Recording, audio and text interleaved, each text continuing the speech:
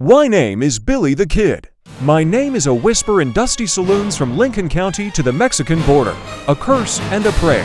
But before the gunpowder smoke and the legends, I was just a boy named Henry McCarty.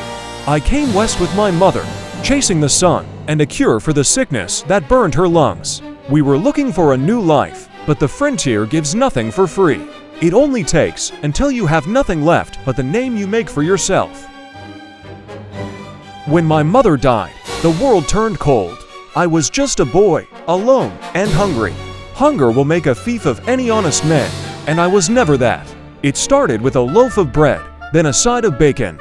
Then I got arrested for stealing laundry from a clothesline. A real desperado. I slipped out of that jail like smoke up a chimney. I wasn't trying to be an outlaw. I was just trying to survive. For a short time, I found a home. A man named John Tunstall took me in. He was an Englishman, a rancher who saw something in me besides a stray dog. He gave me a job, a horse, and for the first time since my mother died, a reason to believe in tomorrow. On his ranch, I wasn't Billie the Kid. I was just one of the boys, working cattle under that endless sky. I was happy. But happiness is a fragile thing in a place like Lincoln County. Tunstall was murdered in cold blood by men working for the crooked lawman who ran the town. They shot him down on a lonely road. When I saw his body, something inside me broke. Justice was a joke, and the law was for sale. If we wanted justice for John, we were going to have to take it ourselves. We called ourselves the Regulators. We rode into Lincoln and declared our own war. I shot Sheriff Brady down in the middle of the street, the man who signed Tunstall's death warrant.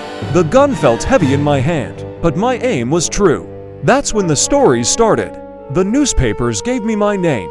I wasn't Henry McCarty anymore. I was Billie the Kid, a ghost with a six-shooter, a boy fighting a war against a corrupt world. The war came to a head at the McSween house. For 5 days, we were surrounded, trapped. They set the house on fire, determined to smoke us out like rats. I remember the smoke, the heat, the feeling of the world ending around me. When the time came, we burst out the back, guns blazing. Not all of us made it, but I did. I ran from that inferno and didn't look back. The law sent a man after me I once called a friend, Pat Garrett. We'd shared drinks and cards at the same tables. He knew my ways, but he pinned a star on his chest and made it his mission to hunt me down. There's a special kind of bitter when a friend decides your life is worth the price on your head. Garrett and his posse cornered us at a stone house in a place called Stinking Springs. It was bitter cold, we were out of food, and there was no way out. He promised me a fair trial. The trial was a sham, and the judge sentenced me to hang. I remember sitting in that jail cell in Lincoln, the same town where the war started, listening to them build the gallows. They underestimated me one last time. I got my hands on a pistol, shot my way past my guards, James Bell and Bob Ollinger. I broke my chains, stole a horse, and rode out of Lincoln a free man. I stood on the courthouse balcony, looked down at the town that tried to kill me, and I cursed them all. It was my last great act of defiance.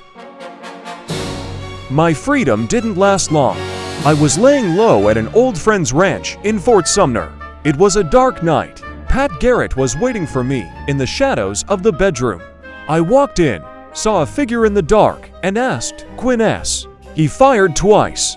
There was no final gunfight, no blaze of glory, just a flash in the dark. They say I killed 21 men, one for every year of my life. That's a lie, but the legends are all that's left now.